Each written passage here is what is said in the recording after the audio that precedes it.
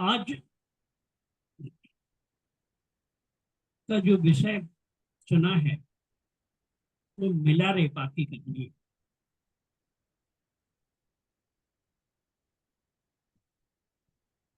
तो मिला रेपा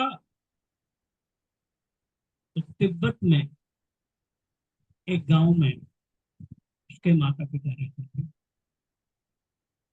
अच्छा और सुखी परिवार था। आनंद से जिंदगी बीत रही थी। किसी तरह का कोई समस्या नहीं थी। संपन्नता थी, वैभव था, पैसा था, सब था। लेकिन समय को किसने देखा? समय बदलता है तो जीवन में बदलाव आते हैं। समय एक से कभी नहीं चलता है। जीवन में काफी उतार चढ़ाव। जैसा पिछली कहानी में मैंने बताया, पटाचारा की कहानी सुनाई थी। उसमें पटाचारा ने कहाँ सुख और वैभव की जिंदगी जी रही थी। बाद में प्रेम में पड़ जाती है, उसके प्रेम में चली जाती है घर छोड़ करके। गरीबी और दुख का जीवन जीती है। बाद में सब कुछ चला जाता है, उसका सब नष्ट हो जाता है। और बुद्ध की शरण में जब जाती है तो फिर से एक जीवन में एक बदलाव आता है और जीवन के परम शिखर को छूती है, वो आनंद में जीती है। बुद्धत्व को उपलब्ध होती है, खुद ज्ञान में प्राप्त हो जाते हैं उससे, और दूसरों को भी ज्ञान से अवगत कराते हैं। तो ये तो पिछली कहानी की हुई है समीक्षा। आज की कहानी है मिला रेपा की। मिला रेपा तिब्बत के एक गांव में रहता था। उसके माँ बाप बहुत संपन्न परिवार था। किसी तरह की कोई कष्ट नहीं थी, कोई कमी नहीं थी। लेकिन समय का बदलाव हुआ। पिताजी का स्वर्गवास हो गया। जब पिताजी नहीं रहे, बच्चा छोटा था, माँ के ऊपर सारी जिम्मेदारी आ गई। तो गांव में पंचायत बैठी। पंचायत में लोगों ने निर्णय लिया कि आगे का जीवन, चूंकि मिला रेपा बहुत छोटा है, उसकी परवरिश के लिए उसके चाचा चाची उसकी परवरिश करें, उसके आगे के जीवन को बढ़ाएं। ऐसा पंचायत के लोगों ने निर्णय किया। तो उनके चाचा और चाची उस उनकी परवरिश करने लगे। तो परवरिश क्या, धीरे धीरे समय, ज्यादा दिन नहीं गुजरे और उन्होंने अपने पूरे घर पे कब्जा कर लिया। उसके चाचा चाची ठाट की जिंदगी जीने लगे और उसकी माँ को नौकरों की तरह काम करना पड़ता घर में। बेचैन रहती है। उसका ही सब कुछ था, सब छीन लिया जाता है और वो नौकरों की तरह जीवन जीती है। किसी तरह से बच्चे को पालन पोषण के मिला नहीं पाता।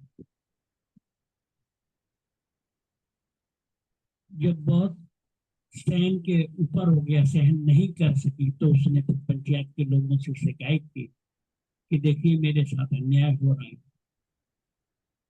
आप लोगों ने मेरी सारी संपत्ति इनको दे दी देखभाल करने के लिए, तो देखभाल तो रहा दूर, मुझे नौकरों की तरह मेरे साथ व्यवहार हो रहा है।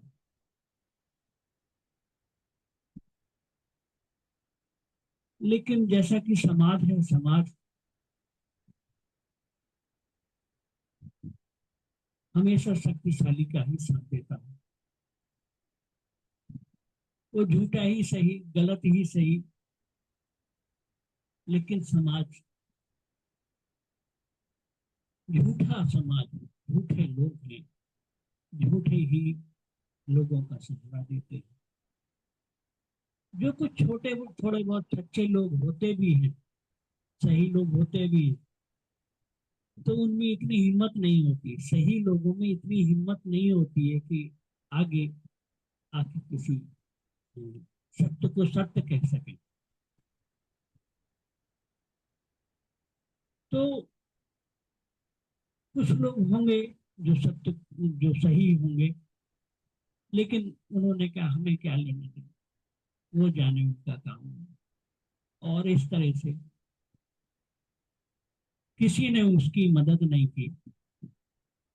माँ गरीबी, भुखमरी, मेहनत, मजदूरी, किसी तरह से बच्चे का जीवन जीने लगी, जीवन यापन करने लगी। तो बच्चा बड़ा हो गया, 7 साल के करीब हो गया मिला रहता, तो माँ के अंदर एक प्रतिशोध की ज्वाला भड़क रही थी कि मेरा ही घर, मेरा ही पैसा, मेरा ही धन, मेरा सब कुछ, और ये हड़प किए बैठे हैं, और हम ये हालत में जी रहे हैं। तो उस प्रतिशोध की आग ने, उसने बच्चे को कहा कि तुझे बदला लेने नहीं। उस बदले की आग में एक वहां तांत्रिक था, बड़ा तांत्रिक था उस टाइम का, शू नाम का शायद था। तो उसके यहाँ उसको शिक्षा के लिए भेजा। वहां वो शिक्षा ग्रहण करने लगा, धीरे धीरे धीरे धीरे। कुछ सालों के अभ्यास के बाद उसके मिलारेपा भी तंत्र विद्या में प्रवीण हो गए।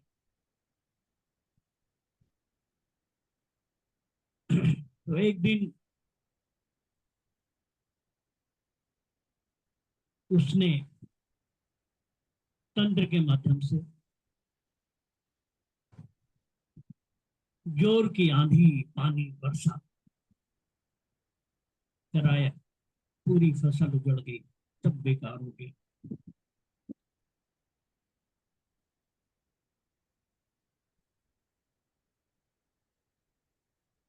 है। उसके बाद कुछ समय के बाद चाचा चाची की लड़की की शादी थी। उस शादी में दोबारा उसके अंदर जो प्रतिशोध था, उस प्रतिशोध की आग ने इतनी, शादी के दिन इतनी ओला वृष्टि, पानी, बारिश इतना जोर से किया कि उसमें करीब बहुत सारे लोग, गांव के और रिश्तेदार और वो लोग, करीब 70-80 लोग मारे गए।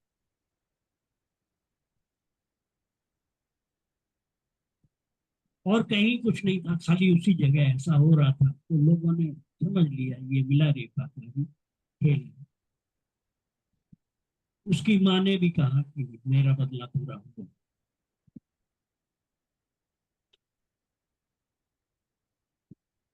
धीरे धीरे समय गुजरता गया, मिला रेखा तंत्र विद्या में आगे तो हो गया,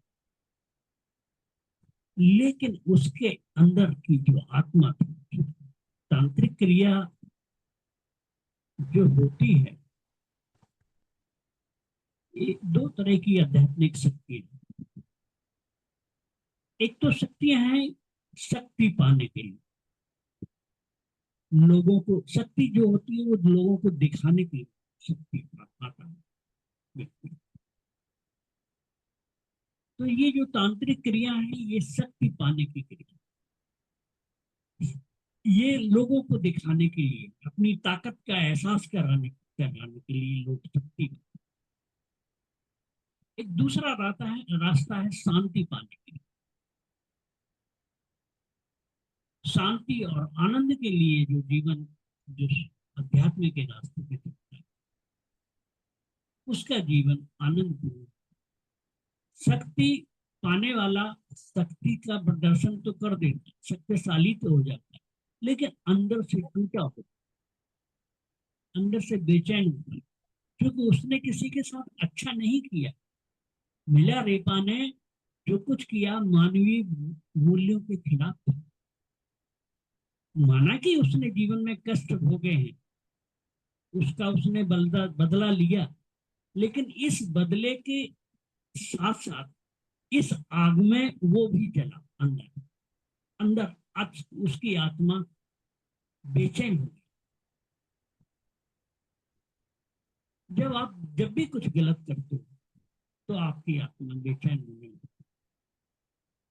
जब अच्छा काम करोगे, करुणा, प्रेम और लोगों, तो फिर आपकी आत्मा में एक आनंद, प्रसन्नता, प्रफुल्लता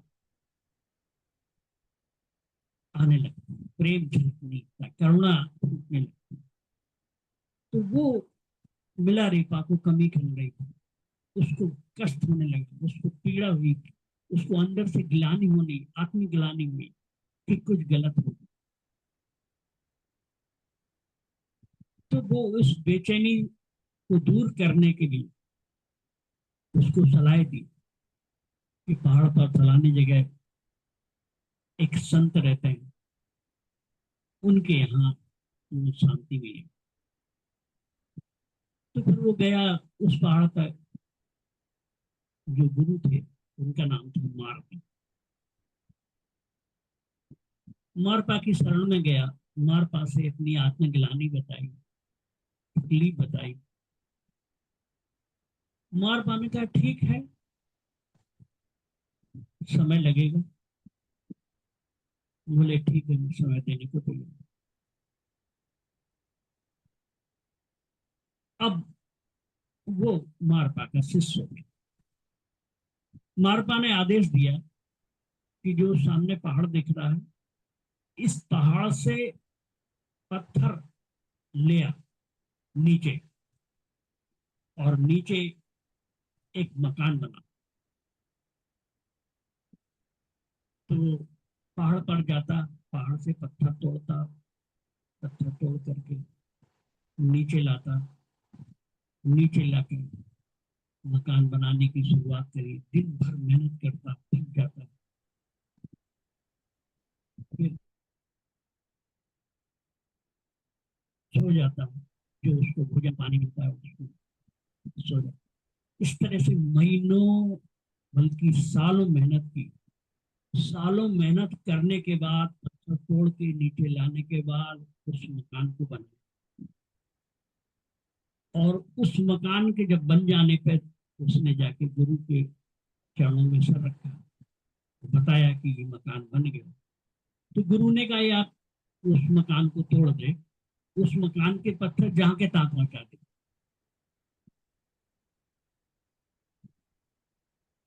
गुरु का आदेश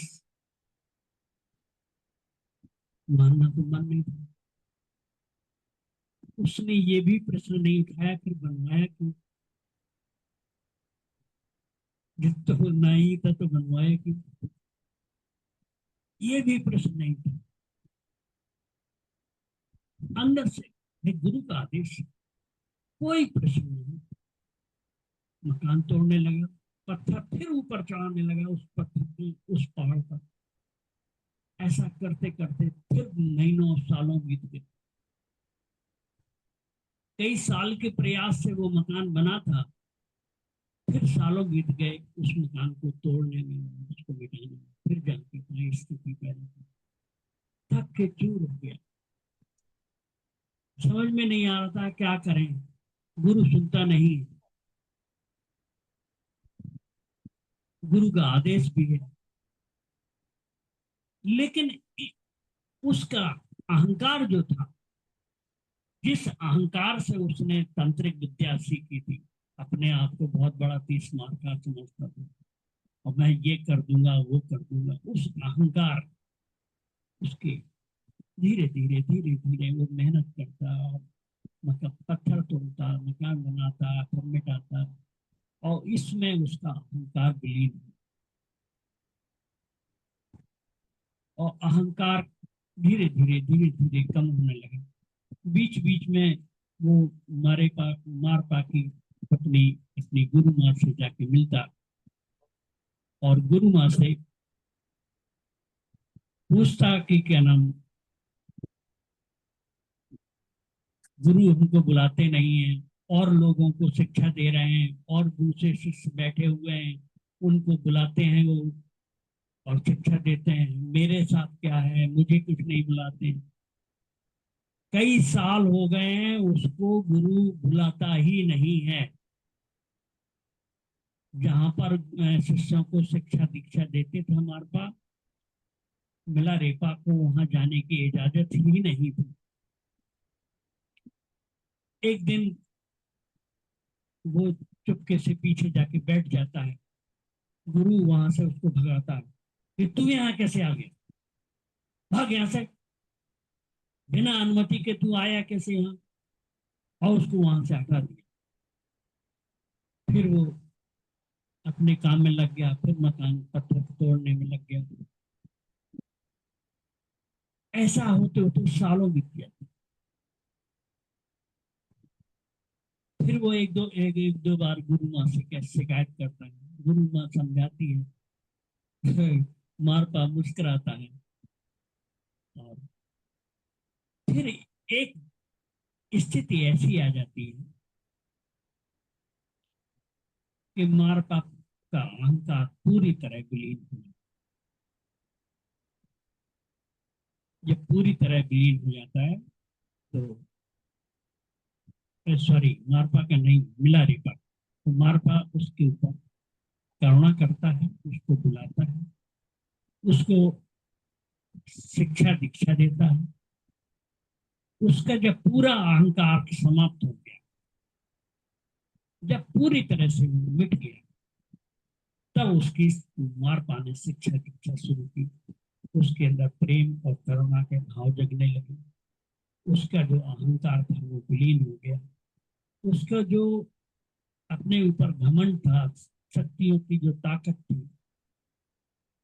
वो, उसका घमंड उसको चूर हो गया।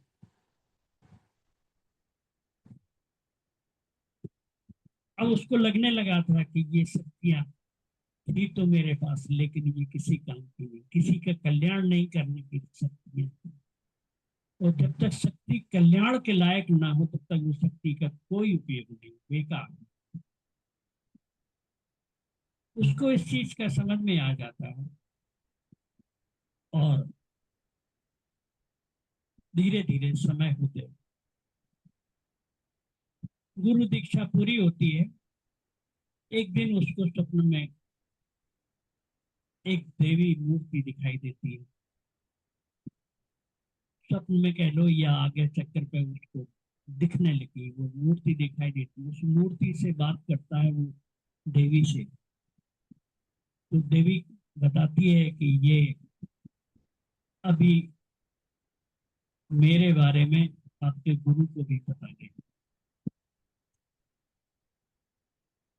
तो ये बात जाके फिर वो गुरु से कहता है, मारपा से कहता है कि मुझे फलानी देवी दर्शन हुई है और उसने ऐसा कहा। तब फिर मारपा और मिलारेपा दोनों उस देवी के स्थान पर जाते हैं, तपस्या करते हैं, उससे ज्ञान प्राप्त करते हैं। इसके बाद मिलारेपा कैलाश की यात्रा पे, कैलाश की यात्रा पर जाते हुए, कैलाश की यात्रा के बारे में बहुत कुछ सुना होगा। कैलाश पर्वत जो है, उसके ऊपर शंकर भगवान और पार्वती का निवास है। पूरी पृथ्वी की शक्तियां वहां विराजमान। एक लोग उसको धुरी भी मानते हैं कि पूरी पृथ्वी की धुरी है क्या। आज तक उसके ऊपर कोई चढ़ नहीं पाया।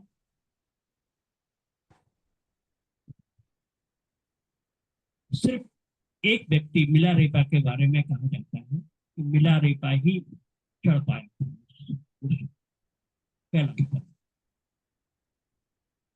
और वो जाता है, उसके साथ का एक जो सहयोगी था वो ऊपर चढ़ता है, आधी दूर तक चढ़ पाता है, चढ़ के वो थक जाता है, सांस फूलने लगती है, सांस और मरने जैसा प्रतीक होता है, उसको मृत्यु जैसी महसूस होता है, घबरा जाता है, तो वो वापस मिलारेपा क्या करता है, ध्यान में बैठ जाता है। ध्यान में उस शक्ति का से मुलाकात होती है, अपनी मूर्ति को वो देख लेता है, फिर वो यात्रा पे जाता है। शंकर भगवान की कृपा कह लो, परमात्मा की कृपा कह लो, जो भी उसके ऊपर बरसती है, और वो कैलाश पर्वत पर चढ़ता है। चढ़ने के बाद उसको एक दिव्य दृष्टि मिलती है, एक सूर्य की रोशनी, तेज प्रकाश के दर्शन होते हैं, पूरा शरीर उसका प्रकाश से भर जाता है, ज्ञान को उपलब्ध हो जाता है। फिर मिला रेखा नीचे आता है और अपनी जिंदगी जीने लगता है। एक दिन मिला रेपा को एक गांव में एक शादी समारोह में निमंत्रित किया।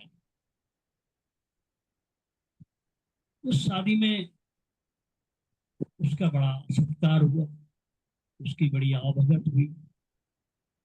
उस शादी में एक पंडित भी आए, गांव का माना हुआ पंडित। पंडित को बहुत जलन हो रही थी, उसको बहुत ईर्ष्या हो रही थी। बिलारीपा का सम्मान देखते हुए तो वो कुछ पुस्तकें लेके आया और बुलाए, आप बताइए, पढ़िए इनको किताबों को, तुमको कुछ ज्ञान है भी कि नहीं।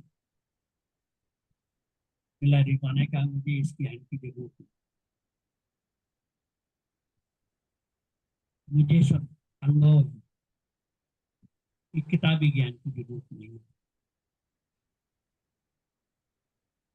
पंडित को बहुत गुस्सा आया, पंडित क्रोध में आगो बुला होने लगा, बहुत उल्टा सीधा बोला मिला रखे को, और गुस्से में फिर वो वहां से चला भी जाता है। लोग समझाते हैं उसको, पंडित को, लेकिन उसको बेइज्जती महसूस होती है कि कोई भी कुछ मेरा साथ नहीं दे रहा, सब मिला रेपे का ही साथ दे रहे हैं।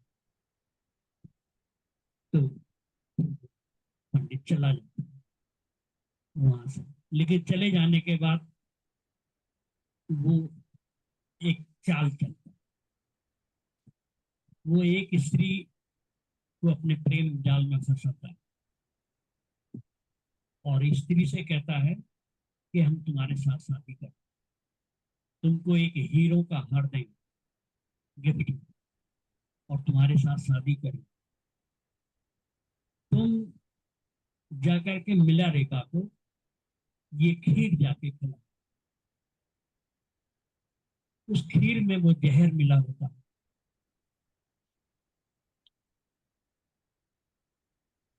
और वो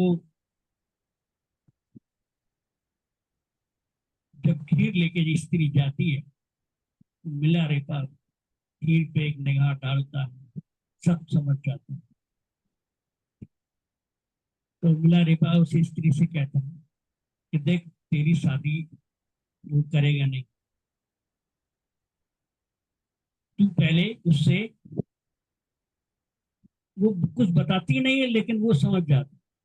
मिला रेखा कहता, तू जा, उस से पहले हीरा है, हीरो का जो हार जो देने को कहा है उसने, वो ले आ। तो वो ले आती है, हीरो का हार ले आती है। जब हीरो का हार लेके जाती है तो मिला रेखा मुस्कुराती है, वो खीर खाने के लिए तैयार हो जाता है, लेकिन वो स्त्री समझ जाती है कि ये मिला रेखा कोई साधारण व्यक्ति नहीं है, इसने सब कुछ जान लिया हमारे बगैर बताए।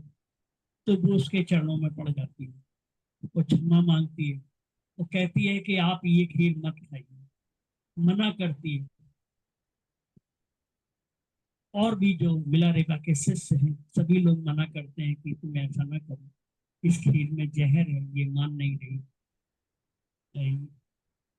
ये मान गई है कि ये इसमें जहर है। तो मिला रेखा ने कहा अब मेरा समय आ गया, अब मेरा जाने का समय, इसका कल्याण होना है, इसकी शादी हो जाए। मिला रेखा की करुणा है ये। संत जो होता है वो अपनी मृत्यु को भी वर्ण कर लेता।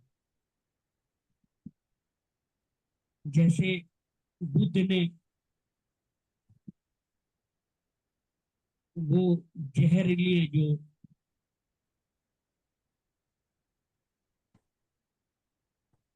भोजन किया था एक प्रेमी के आग्रह से, मशरूम उसने बनाई थी, तो मशरूम जहरीली थी।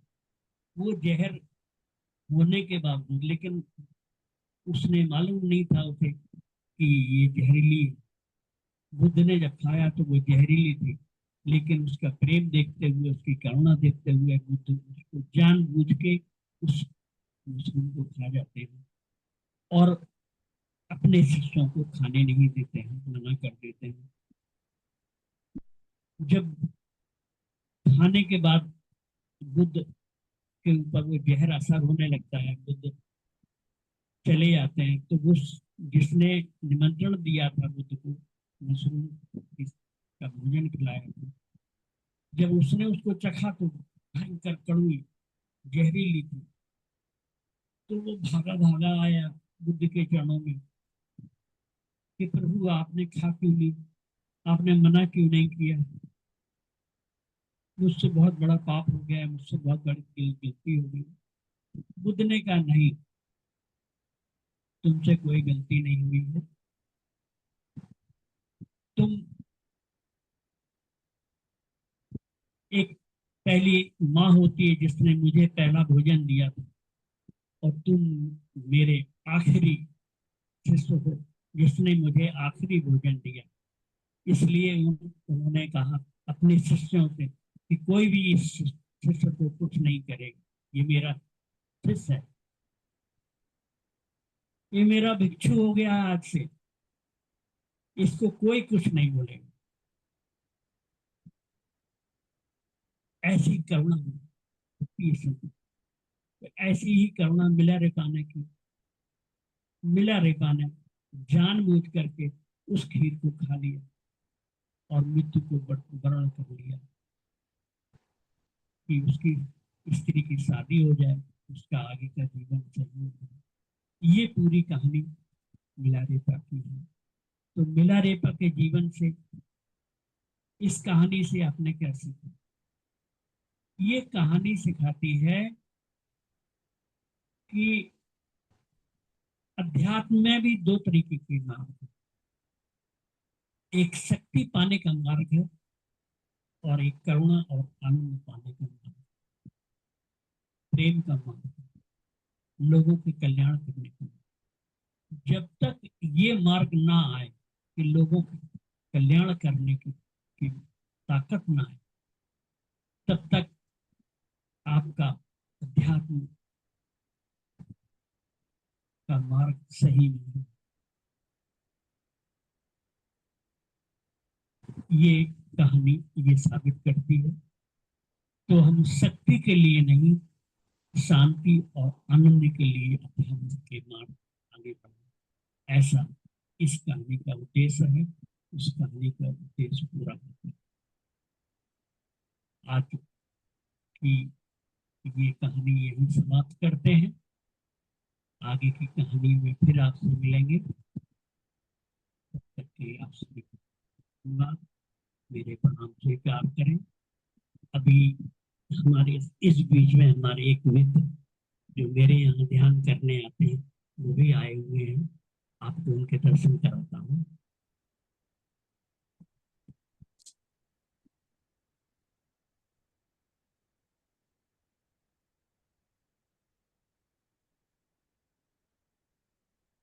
इसके साथ ही आज की ये मीटिंग करते हैं।